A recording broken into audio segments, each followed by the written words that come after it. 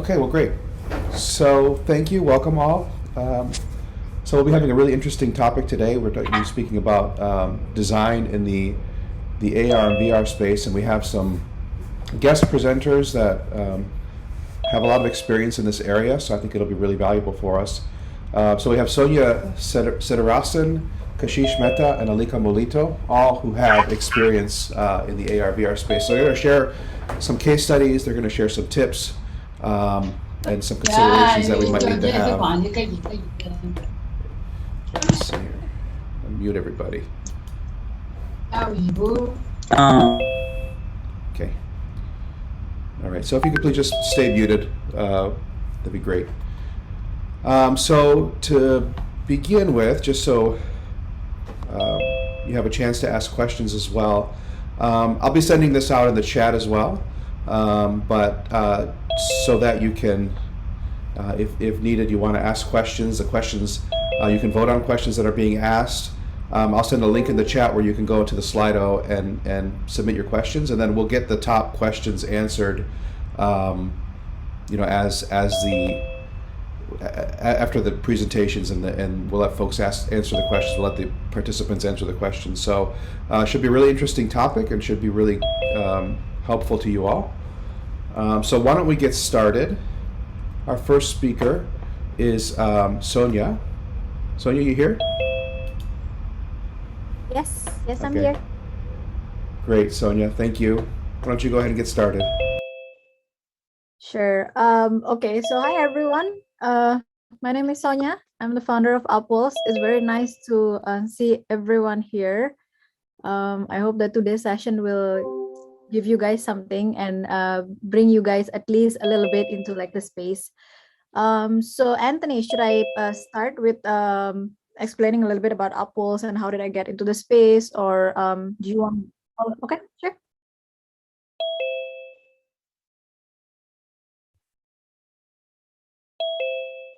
Yes, please. Okay, so maybe I'll share a little bit about my experience. How did I get into the space? So I got into the space about almost 2.5 years ago. And my background is a product designer before, still am product designer in ADPList as well. And I coming from there, I think like one of the biggest challenge that I personally feel back then was like, how do we transition from like 2D product design to 3D product design, because it's a little different. And even though like the UX principle is the same, like the way the delivery of the product itself was very different. But so I had my first encounterment in virtual reality then, and I immediately fell in love with it. And being the product designer I was, the first thing that I wanted to do obviously was to create something, which back then, today I think we are more, we have like a lot more platform, like a VR platform, but back then there was like only like a couple of them. And so I started building like virtual walls, which then I invite like a couple of people to have to look at them, and they started like giving me compliments, and they said like, oh, I want to learn like how to build virtual walls. And so from this was 2019, yeah, this was 2019, and from there I kind of thought like, okay, maybe if I could like build a Patreon account and teach people about like how to build virtual walls, that could be something. And so I started doing that. So ADPList was like basically started from a Patreon account back in 2019. And it was you guys know Patreon, right? I mean, Patreon was like subscription account where we where they paid the account, and then they get into the walls, and I teach them about like how to build virtual walls. And from there I actually got the chance to meet like so many amazing creators in the industry, like so many of them. And the amazing part is that almost 60% of them back then, they didn't even have like a design background. So some of them actually come from like completely a different background altogether, but they really wanted to get into the space, and they joined the workshop. And from there they started giving me all this idea about like virtual walls is good for this, virtual wall is good for that. And they were like, it would be nice if we could have a place where we could like get an idea about like how virtual walls is, and like what is the creators economy that could come from there. So that's where Apples was born, from that idea. I stopped the Patreon account, took out the money, and started building Apples with it. My co-founders, two of my other co-founders came a little after that, and since that we've been building Apples. So what is Apples? The product that I'm building in Apples is a peer-to-peer marketplace for metaverse builders. If you guys are familiar with the virtual reality, today we have, or if you're not as well, it's okay. Today we have so many platforms that are rising, and every day we have a new platform. So in virtual reality, platforms are like apps. Like just imagine like the Android, like there's an iOS and then there's an Android, right? And then like people are building apps for this system.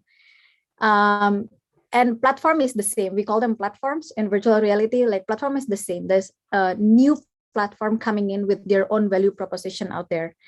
There's social platform. There is NFTs platform. There's blockchain platform. There's like all these different platform, but everything kind of like sort of roaming around like the virtual walls per se. And today we have like so many platforms, and what we call creators here. So we call them builders because they're world builders. And so the builders that we have today are people coming from different backgrounds. So some of the backgrounds that we see people are coming from is architect. Like a lot of them are coming from architect. And then we have like people coming from product design, 3D designers. And then there's like a chunk of people that come from like a completely different background, like all together. But based on the skill set at least that we see would be really important for people to get into the space are the people who had like some design background, 3D design, definitely like UX, very important. And why is it like a great place to start right now? Because whatever you guys are seeing today, if you guys have ever like if you guys like own Oculus, and you go into like some of these virtual platforms, most of the platforms today are still very much, we're still building functionalities, which means like user experience still come after this phase. And it would be great to have people who are ready with like with that skill, like once the platform is ready. So let me share you a bit about Apples, and then I'll bridge it to like why Apples is there.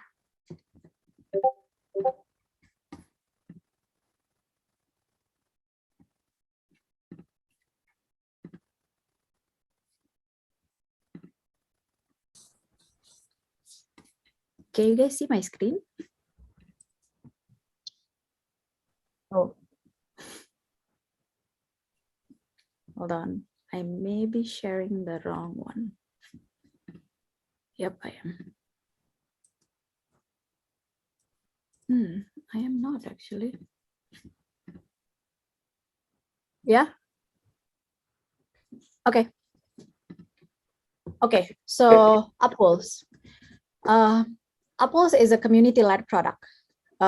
We have this was made about a month ago. So we have about like almost 200 people now in Apples. Most of them are what we call like builders. So why do we call them a community? Because that today we have about so many platforms. So whatever you guys are seeing here, these are like some of the virtual reality platforms that we would consider big enough and have some futures. Of course, like new platforms are coming in every day, but we put this collections at least because that we know that they have like a user base, like quite a number of a user base. So most of these platforms, they have builders on their own, which is like a smaller chunks of builders, like VR Land. This is Facebook Horizon, Roblox, Apes, Somnium Space, Samsar, like all of these people, they have their own like smaller community. So whenever you as a builders learn how to build something, you will learn how to build it for them. So it's almost quite impossible for you to become like it's possible, but it's harder. For example, you are builders for like one of the platforms, which is like, for example, Outspace.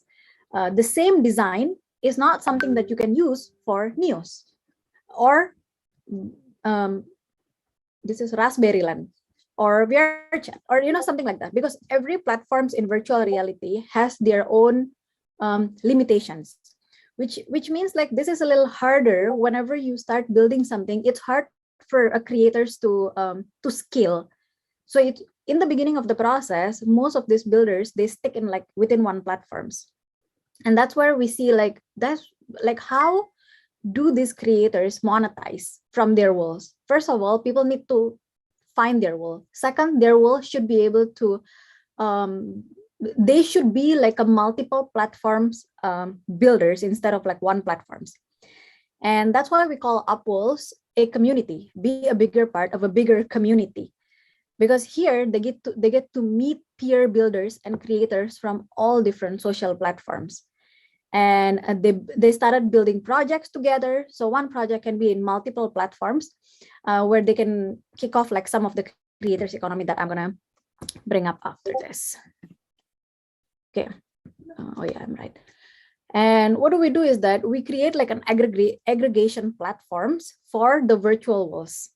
Now, within the virtual reality wall itself, like all of those platforms that I mentioned, their database are very centralized to their own platforms. So there is no way that when you go into Roblox, you're going to find a wall from Altspace, or when you go into Altspace, you're never going to find something from Sensor. Everything is very centralized.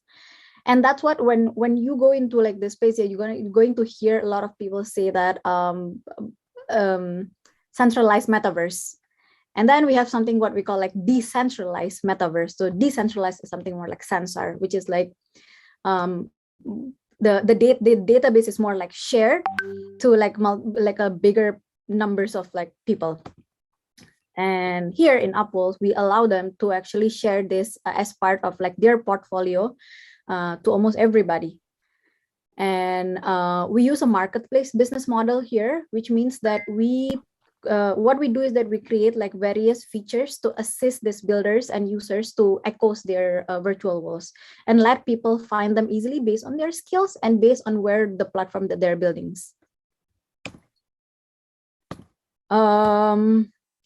Okay, so in Upwalls, you can discover things by you can discover this wall by activities. For example, right now we're using Zoom, right? But we have a lot of like we have a lot of podcasts or like meetup that has been done in virtual walls, and that you can find like within workshop or exhibition or team bonding, something like that. And then you can rent out this wall from the builders. Some of them are actually willing to sell it even.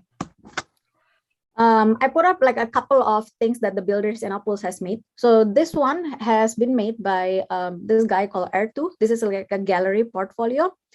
A little insight that we are actually currently working with design buddies, and to let people use this for their portfolio. We're collecting like some of the insights for this. And so definitely if you guys are part of like design, some of you who are part of design buddies, you will see this coming up in like 1-2 weeks from now, and you can sign up for it. And the next one is this is like another wall for parties and get together. So a lot of people have rented this wall and love this wall made by this guy called Taja Suka.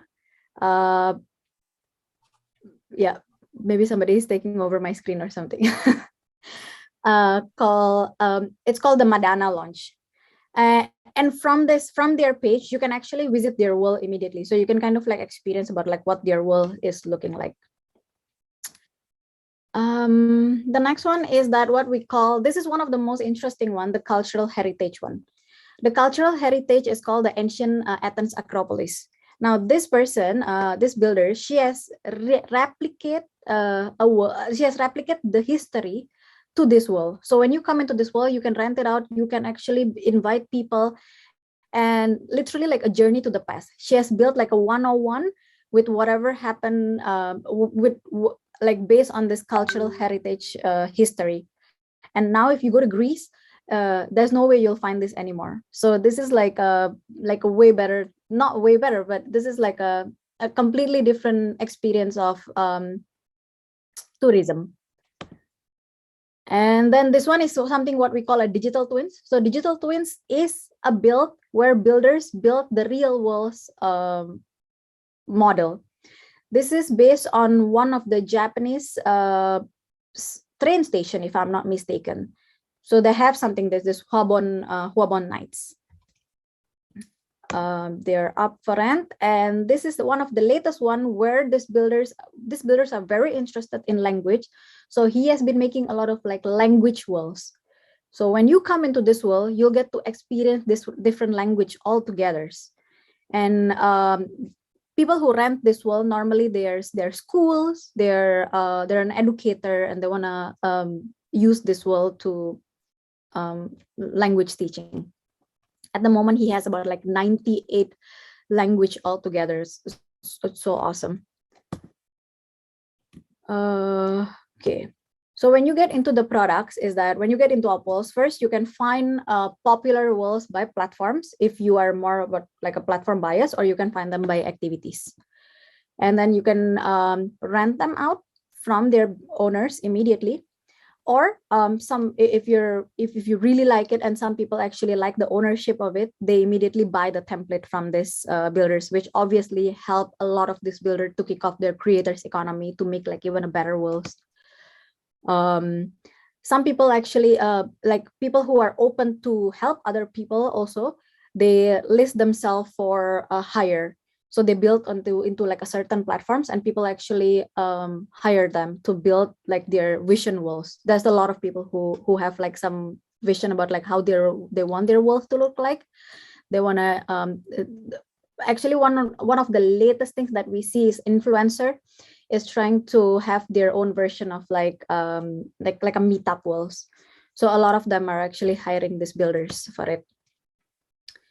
And then we're creating like a 3D portfolio for them. This is still under development, but this is actually one of the direction that we're going to allow people to have more immersive portfolio as well. The design tool that most of our builders use are Blenders and Unity. So if you guys are interested in building virtual worlds, these two are very important to learn. I'm going to skip a lot of this part because this is more of a technical part. I'm going to jump a little bit into this one, but I'm going to check first with Kashish actually. Kashish, do you wanna jump first here, or then we can kind of like discuss this together at the end? No, you can take the lead here. Okay. No worries. I will be taking the e-commerce way. Oh, okay, sure. So future of virtual worlds. So what do we see is the future of the virtual worlds, and why do we feel that builders and their works is one of the most important part?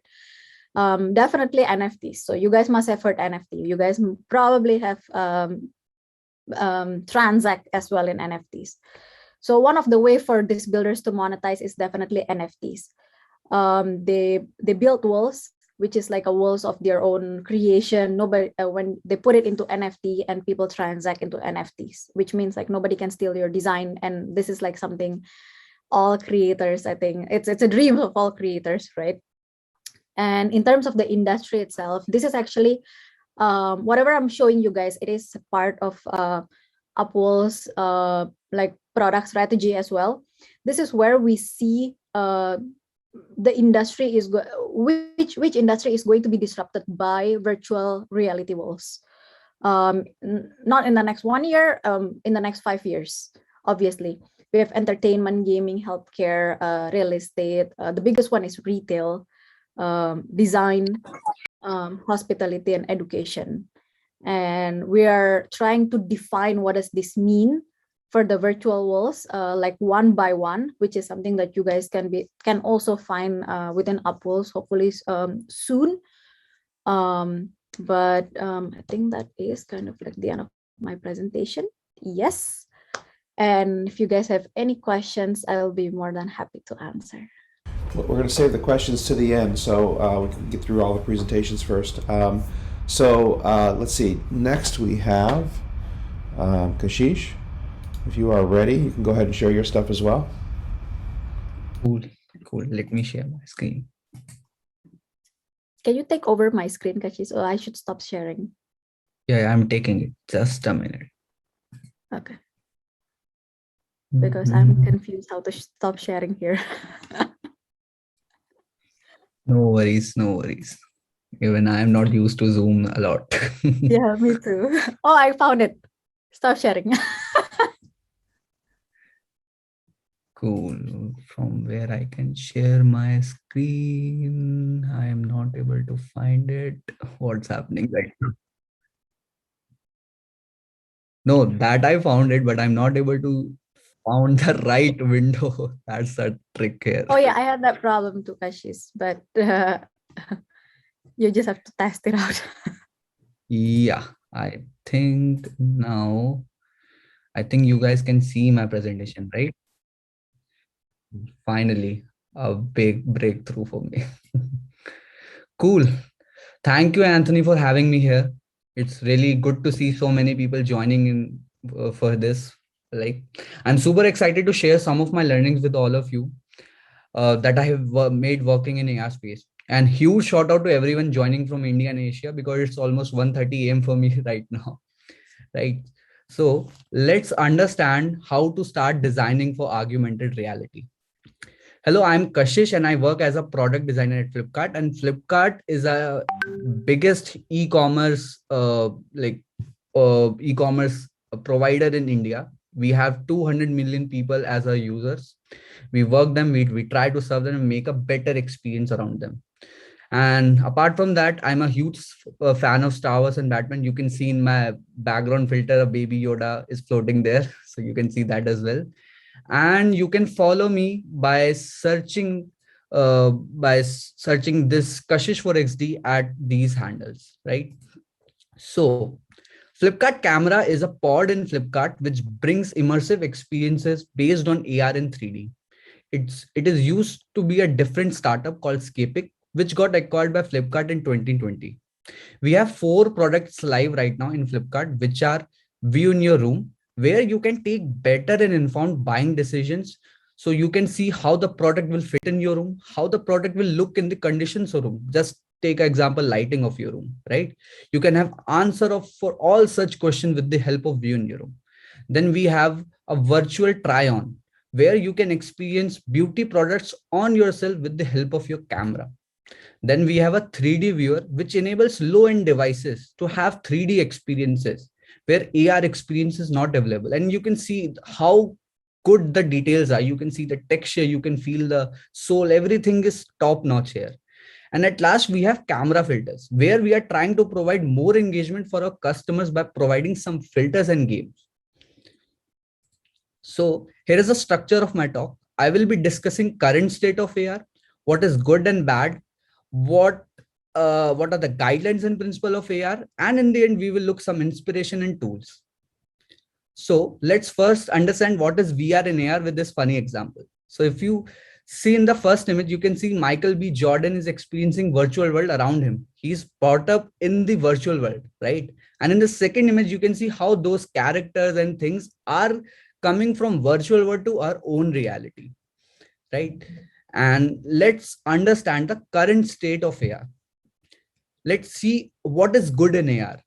So if you can see how versatile AR is, its applications are so versatile, it can be applied to a game, it can apply to Instagram filters, and it can be applied to paint a city also. So basically, it provides good number of opportunities to creators like you and me. But see, there is no right signifier for showcasing AR since its inception. If you see, this icon sometimes look like a snowflake.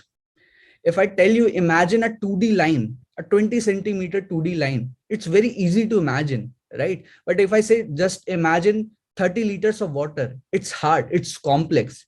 So when they are more dimension, it's more complex for the experienced people also, right? And then let's understand what are the guidelines of AR. And let me tell you, these are not fancy ones. So the first principle, the design of augmented reality solution should be related to specific business and user problem as similar to any other field. Don't do it because it's trendy or cool. We will understand with the help of example. Flipkart's view in your room helps you to see a product will work in your current setting or not. Will it fit in your room? How it will look? And if you do this manually, it will take significantly longer time to take take and make a decision to order and place a product. That should also be resonating with your current physical space. That can take huge amount of time, and we are trying to solve it just the help of AR, right? Principle number 2, always design for convenience, not for delight. Consider AR for simplifying the UX. For just example, just imagine a garage with a shutter door, right? If you open or close with your hands, with your physical interaction, it's good and delightful. But doing such thing repeatedly again and again can be a complex or like pain in ass, right? So always try to simplify the UX or reduce the complexity in your UX for specifically in designing AR. The most important principle, design for safety.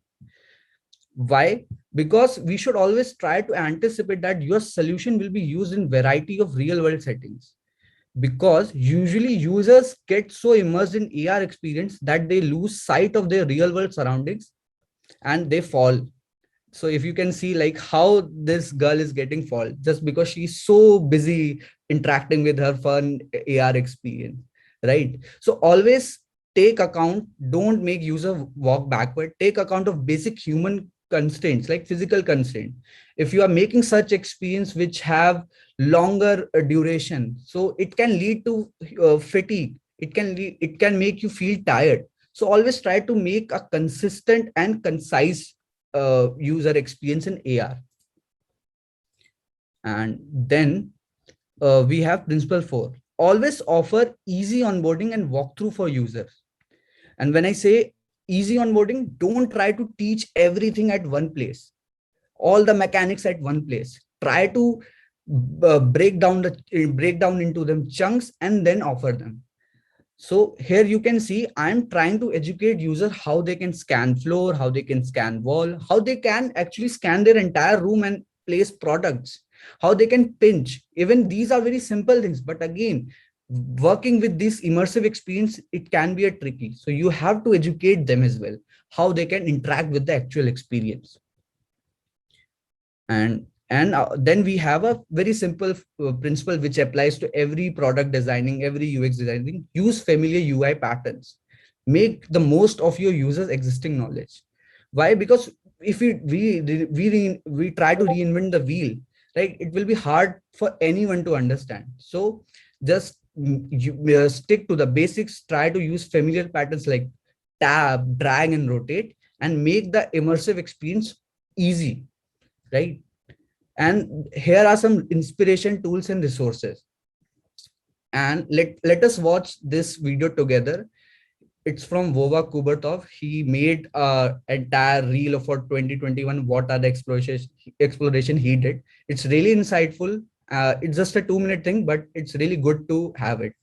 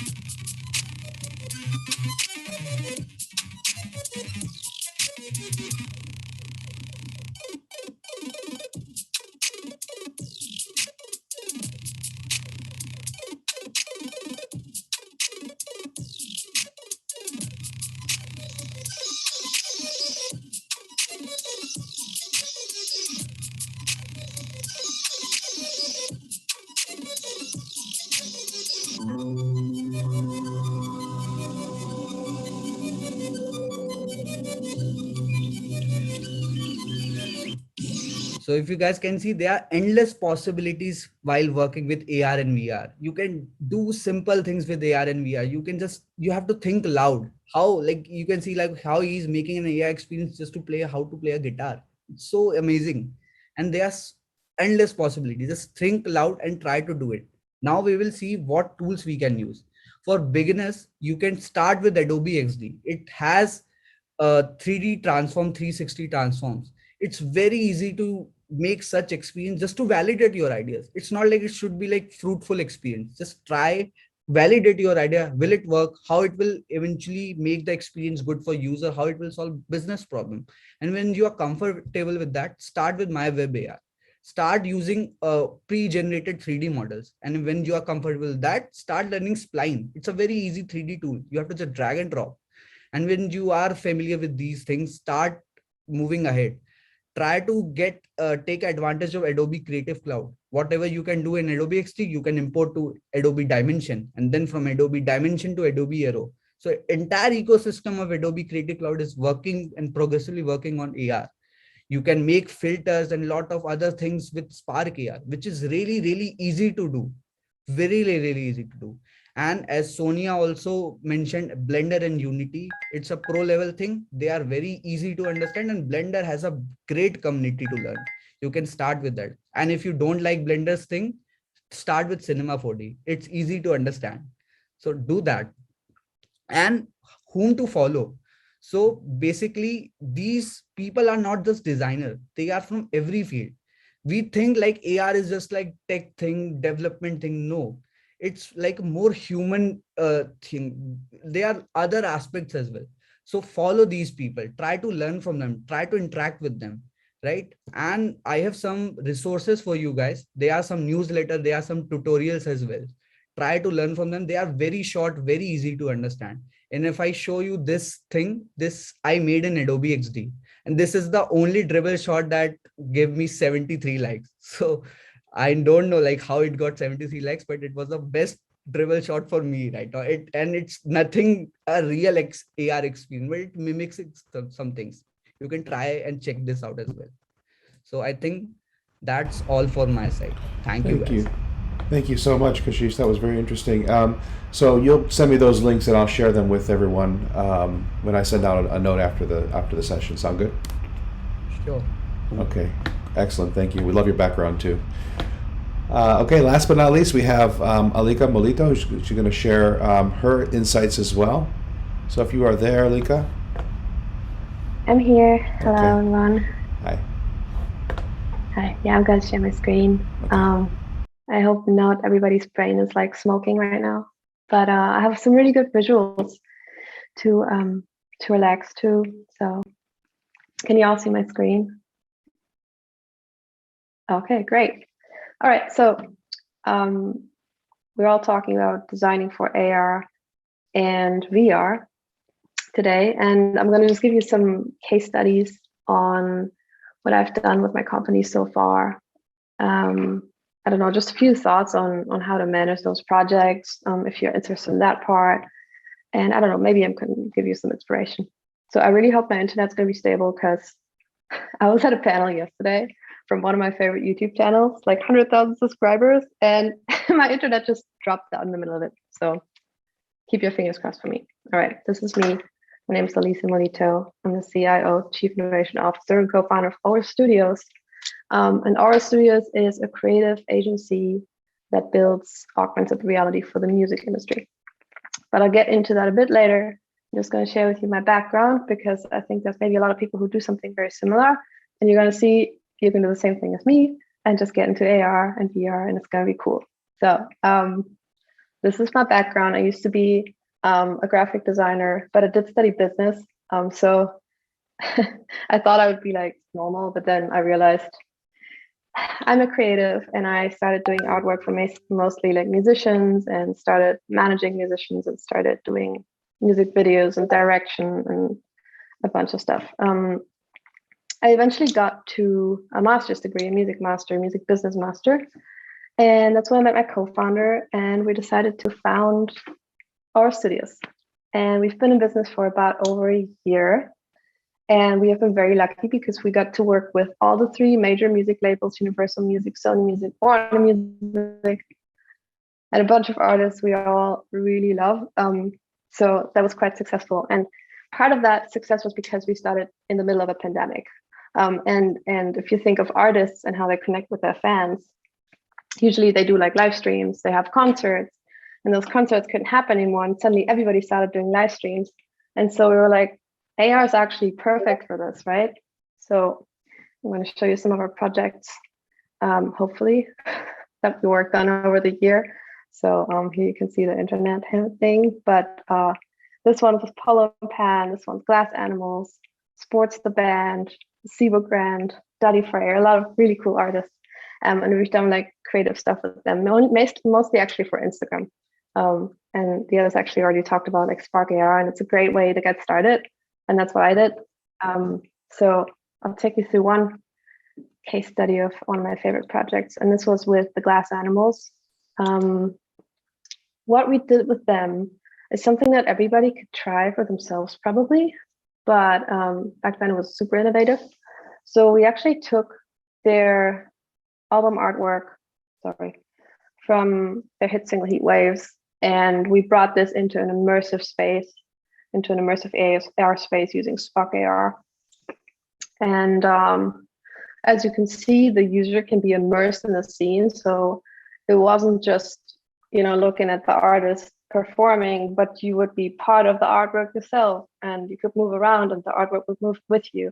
And then what we also did is we overlaid some audio tracks on top of that, also in Spark AR. And so the user could also click the screen of their phones while being on the filter, and they could build the music track themselves. So it would start with the drums, and then the bass would come in, and then the guitar, and then the voice. And so you could like tap and build. And that was a really good experience. I think they had a lot of engagement from their fans with it, people sharing this and kind of like feeling more connected to them because they could be part of the experience themselves. So that was our beginnings. And then the next part is going to be a bit more advanced, but I hope interesting. So what we did after doing this creative agency, we're still running it, but we want to focus on something that we build ourselves. So we are currently building Zone, which is an app that connects crypto technology, NFTs you already heard about just now. It was a great explanation. That connects kind of like 3D immersive art and then social media. So it's basically a Web3 social app where you can connect with others in an augmented reality space. Yeah, I know. And I'm just going to show you some of the steps of like building this application. So it's an Apple app, but it's going to be released on the 27th. So we're still kind of in the last process of building. So the outcome, and this is an early prototype, is basically that you hold your phone and you can walk around in your home and you can explore this virtual world. And then you can meet others in there. You can have a chat, you can have a voice chat later on, and you can even display your artwork by like tapping on the walls and placing your art. But on the way of building this, we had like a few challenges, let's say. So the first one was to build 10,000 procedurally generated 3D rooms. And the reason why we wanted to do this is because we wanted to give 10,000 users a pre-made scene. So later on, we're going to have creative features where you come into a blank room and you're going to be able to just make it your own, make it in AR. Maybe you'll have AR glasses on and you're going to like change your walls and stuff like that. But for now, we're going to give them something pre-made that they can just explore to get started. And well, the question is, how do you build 10,000 rooms with like 3 people on the team? So we had to do it procedurally. I'm not sure if people are familiar with that term, but it's basically you don't have to make every single room on its own. You can create kind of like a model of a room, and then you can use the software to create different attributes within there and then create a different set of rooms. So here you can see, we call them zones, by the way, but here you can see like a sample of them. And how we did this was we actually worked in collections because it makes it easier if anybody wants to do something like this ever. You get into a software and you start with something like this. So this is the jungle zone. You can see the different attributes like the wallpaper changing, the flowers on the floor changing, like the couch, the phone. And this is all procedurally generated. So we've used it, if anybody's interested, using Houdini and Redshift for rendering. So Houdini is a program that if you know Spark AR, you're going to get into Houdini because it also uses like those nodes that you can just connect. You don't have to code that much necessarily. And then you can just put in how rare you want, for example, the hanging hammock to be. And then it kind of renders out some stuff. And we did use a render farm because that was a lot of rendering. It's all like very high poly and a lot of volumetric light and stuff like that. But yeah, that's how we started. And we did this for different collections. And each of those collections is 2,500 different rooms. So then that was the first step. And that was fun. And we're still in the process of this. But the second step is to take those 10,000 rooms and then actually make them explorable in AR and also put it into an iOS app. So yeah, another challenge, but we're working on it. And I just kind of want to show you the vision of this app and how it's supposed to look like. I did this in After Effects at some point. So you're like walking around with your phone and things are overlaid over your own reality. So your phone is going to know this is a lamp, this is a couch, and it's going to be able to recognize that and then overlay different kinds of textures and assets, and you can make it more dreamy and interesting than your actual world if you want to. But we're kind of missing some of that technology. So for now, we have been building this app that you saw at the beginning where you kind of just walk around and it's just completely overlaid. But we're just waiting for the whatever Apple AR glasses to come out or technology to be just a little bit more advanced so that we can implement this. And then we also had to work with some UX for this app and different designers and put it all together.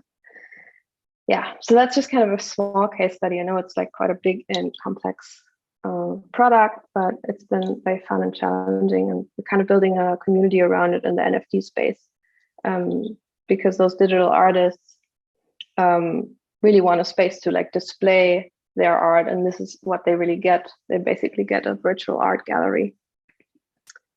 So anyways, to come to the end of this, I want to share some thoughts about this. And I think my main thoughts or like learnings that I had working on these projects is about how to work with other designers and people on your team. And I think if anybody wants to take anything away from it, it is kind of a mindset thing. And it is that, one, I think it's very important to always sort all of your assets. I personally use Notion. If you don't know Notion yet, it's a life changer because it's free and you can make lists and you can tag everything and you can make asset lists and then sort it in different ways and add links and add files. And it's just really good for that kind of stuff. And the second thing I would say is communication, because I work a lot as a creative director myself, and then I work with 3D artists that kind of just like do the 3D work. And at the beginning, I was just like, here's my mood board, like, you're going to get it. But not everybody thinks like you, not everybody thinks the same way. So even if you're on the other side, if you're the designer, and you think you get it, I would have as many calls as you can, walk through it and be like, okay, so this part of the mood board is just for the grass. Like, don't think about the light, just think about the grass. And yeah, a lot of that kind of stuff. And making sure that your team is happy, and you also get some time to chat about other things so that you just kind of know how you work together. And I think that's what really makes a project succeed, not really which programs you use or where you get your assets from, but really the communication part. And that's it from me. I hope you enjoyed this little presentation. Thank you so much, Alika. That was excellent. I think everyone really enjoyed that. Now I got to figure out how to remove the spotlight. But in the meantime, we have questions to be answered. Oh boy, how do I do this? Anthony, you are on mute. Anthony, you are on mute. Okay. Hello. Sorry about that. I was just saying thank you, Alika, so much for your presentation. Really, thank you, everyone. That was very interesting, very eye-opening. We have a lot of questions. Let's see here.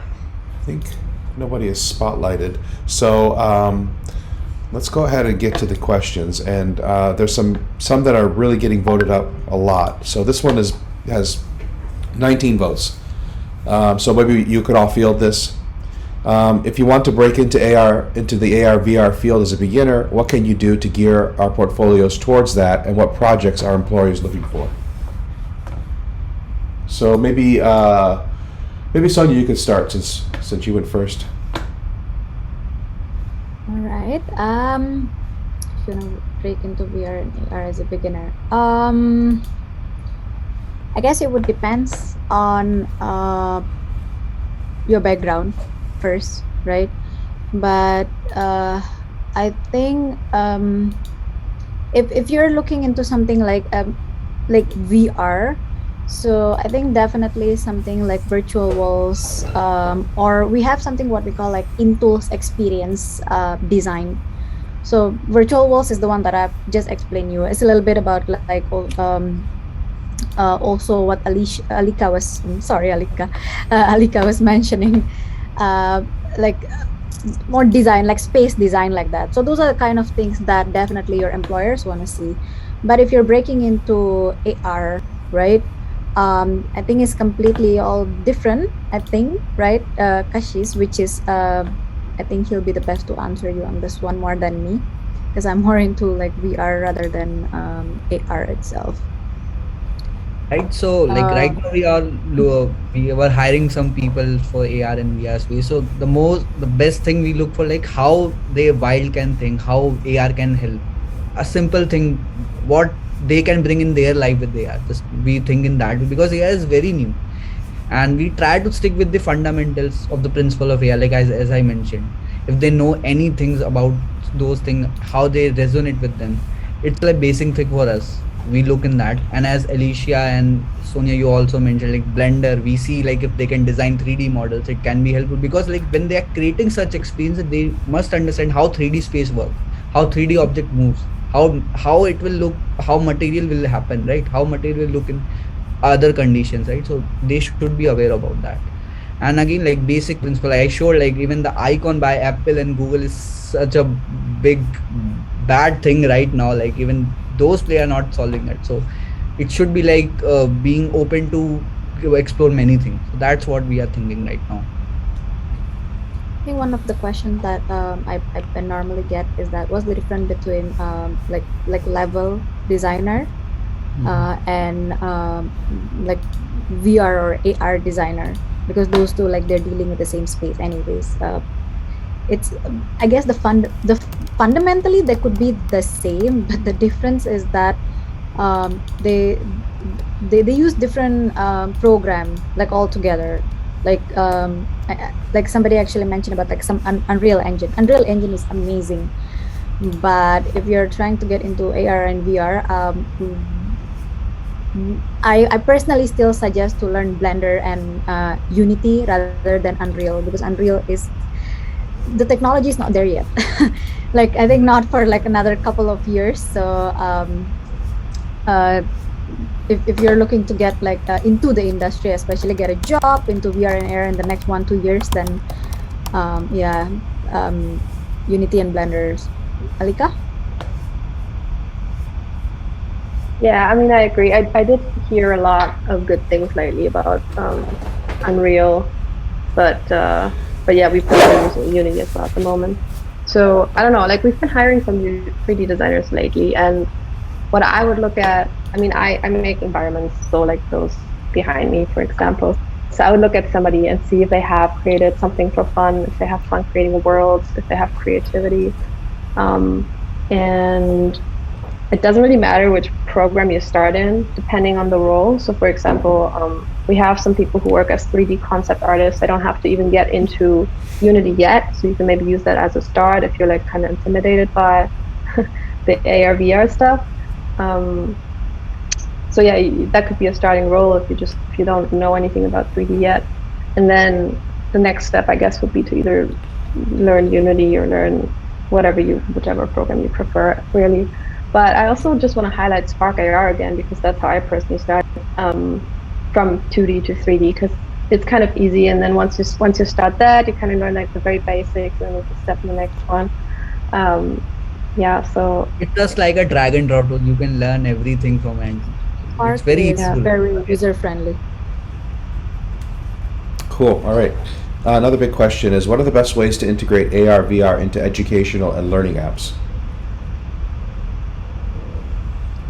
I think I have one like idea set, like when like someone is teaching, you can have annotation, live annotations, what they are speaking. You can make notes. Wild idea. You can have annotation what professor is speaking, and you can have annotations. You can have real life like when they are discussing about some topic you don't know. You can have a headset where you can tap and you can have a Wikipedia, short Wikipedia thing as you have in Mac. What look for, like something like that. It can be a good thing. You have to think wild. You have to just break down certain things and think in AR. That's the only thing.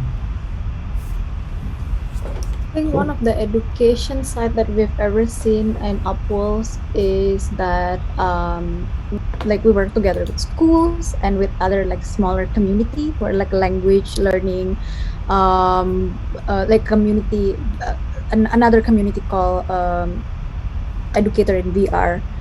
And so what they do is that they use virtual walls to actually teach children not only about for example, they want to teach about a certain culture, a certain countries, a certain solar system. Like it's as simple as that. Like I keep thinking about solar system. Instead of like they're reading it in a book, they can actually experience that either through something like AR, like they're immediately seeing that like around them, or they can actually go into a headset and then like be there, like feel that they're present to see like the sizing, the like how far is this from one another. And I think not only children love that, we love that. So it makes education more engaging in a lot of ways. This one is specifically for Kashish. How do you tackle the problem of how small, large, I mean, it might have just been while you were talking, so anyone could probably answer this as well. How do you tackle the problem of how small, large products would look on screen? Also, any other challenges while designing for Flipkart?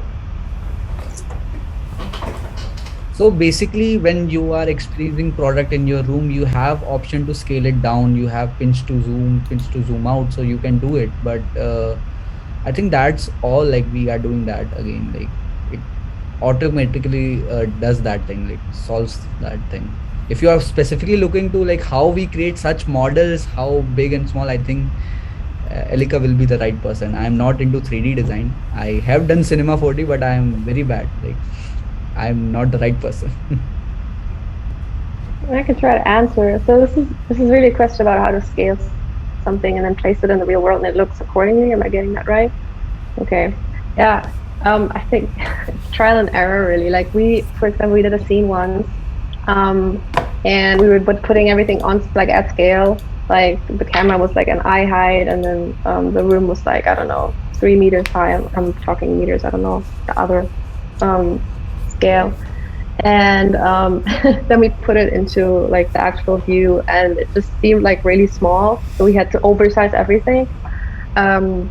So that was really the way that we went with so far, and I generally had the feeling that it's better to oversize environments, but yeah, that's all I can say to it. But I think like even it's the same like in VR as well. Like from what we have seen, like from the builders, we got a couple of like commission built from real estate, right? And then before they wanna how they wanna showcase their house to people is through the virtual walls. But it has to be like a one-on-one, right? So they've actually given all the sizing and everything to the builders, and the builders started like building them accordingly. But the minute you put them into VR, it's a lot of trial error. You can try to be as specific as possible, but when you go into the VR, everything kind of like the first time, okay, this is too big, this is too small. You go back to Unity, it's too big, it's too small, go back again. So in product design, that would be like our iterations. So this is like the iterations in like designing for VR. Right. Very cool. Thank you. Another question. This one's for Sonia. Sonia, you said that that UX has been kind of ignored and been quite functional. Can you expound on that? Yes. So if you guys actually now go into like most of VR platforms, whether those that has like a larger database of users or the one that are still growing, the industry is still very much, even the technology is still very much being figured out, which means like the first thing that we care about is obviously how to make this work instead of like how to give people a good experience. And in most of these platforms, they're still building this functionally. But I guess like for us right now, especially if most of your like product design, like we're so tethered like with like good experience, means like functional should be there along with the experience as well. Right. But I guess like because that the internet today has been there for like what gazillion years, and that's why that we can say that now with like VR, like maybe AR is way more even like mature than VR, I would say. But in VR, it's there's still a lot of like trial error, and that's what all these platforms are doing. They're still figuring out like a lot of like the functionality, like how to do this, how to do that, how to make sure that people getting into the space without feeling with being able to move around nicely. So very functional things. And it is not weird at all that when you actually go into these platforms, you're gonna feel like when was this built? Because you're gonna feel like this was like maybe Windows 1995 or something, but they're very cool functionalities. And in the next couple of years, we do see a trend of like all of the way how this platform would be like more popular than one another is obviously by experience, because we know that the experience is the future, right? A lot more people will go into a platform that has even a better experience, so they are going to compete with one another to give like a better experience, more immersive, more presence. They would give people like something like what the questions before this, how do you know it's the right sizing? In order for someone to feel present into the world, that we need to walk into a room and feels like we're taller than the bed or we're taller than the chair, like things like that. So all those things are very experience wise. And so in the next couple of years, being able to design and like do like this is completely like human computer interaction designs, like being having that skill would be the right skill for these companies, I would say. Adding on top of that, like what is happening in our current industry, like things are changing rapidly, but still we think like AR is like a gimmick or entertainment purpose thing, right? We still think that, and that's why we forget how to make experience more rich and more immersive, more humanizing, right? And there's few other things as well, like people when try to build such things, they forget like when you are having a headset, snap headset, right? You are trying to record experience, you are forgetting like you are taking advantage of your headset, right? You are recording an entire area. You should mindful that when you think as a human how you are using this technology, then you will learn how you can make such experience more fruitful to human and like the business as well. Okay, so I think we have time for one more if you three don't mind hanging around just for a little bit after. Because this one's about user research, and it's really a couple questions about user research that I thought was interesting. The first one is, for user research jobs in the AR VR space, what kind of experience are employers looking for? And then I'm just going to add, what are some questions user researchers should be helping to answer for the AR VR space? So we did a lot of user research on like understanding our current sets of feature, like how they work and how that. So it's pretty much the same. Nothing is there. You should just have the basic understanding how these things actually function, like how a 3D model is getting rendered. Like you should understand as a like a interviewer, like. And what I can share with all of you, like when actual users see these sort of experience, the first word from their mouth is like, wow, aha. So this things bring delight, but it's not just for delight. You have to take like how they will use this again and again. It should not be like a gimmick type thing, right? So try to understand like what are they are saying, what are they doing, what actually they need by this feature, right? If I tell you like we are doing this view in your room, we can show you everything, how the product will look and all, but these things are already laid down in the product page of any e-commerce experience. Product details are already there. Why they will go to this experience? If you think these sort of question, then I think you can answer and research more better with these things in basically in area. Just think loud, think clear, like how this is helping our users, right? I think that's all. Well, we are out of time. Thank you so much, Kashish, Sonia, and Alika. That was great. I think people are really inspired and informed, and the reason why I even had this session in the first place is because from the mentees that I talked to, I get a lot of questions about AR and VR, and I am not an expert, so thank you for being the experts and answering questions and making it easier for us. Do you mind if I add up like one thing to Absolutely. Kashish? Yeah, go ahead. Yeah. So like topping that, Kashish, like what I actually see in terms of like the user research as well is that there are two types of UX are here. The first one is that the one that are dealing completely with the experience. This is like the HCI part, the one that I was talking about. But the second part is that we at least today and for the next couple of years, the one that we're seeing is that a lot of UXR are being used for the hardware itself. So it depends on like where do you kind of like see yourself falls into. Like do you see yourself like more into like that hardware side, or you see yourself more into like those experience side? How you do it is like just how Kashish said, like it's the same, but it's kind of like two different things that are happening now inside for UXR at least, because it's still very new. Thank you, Sonia. And thank you again, everyone. And thank you all who attended. We really appreciate you joining and supporting. And I will send out some information, some links to your presentations if you want to share them, and some information. And I think there's some more questions that we could answer. So maybe we could try and do that on LinkedIn or something in the near future. So I'll put it up on. If you're not following me, go ahead and connect with me or with any of the speakers. I think some of you have already been connecting. So I'll put it up on LinkedIn and we can answer questions. So thank you, everyone. Have a good morning, afternoon, evening, wherever you are. Thank you, guys. Thank you. Bye.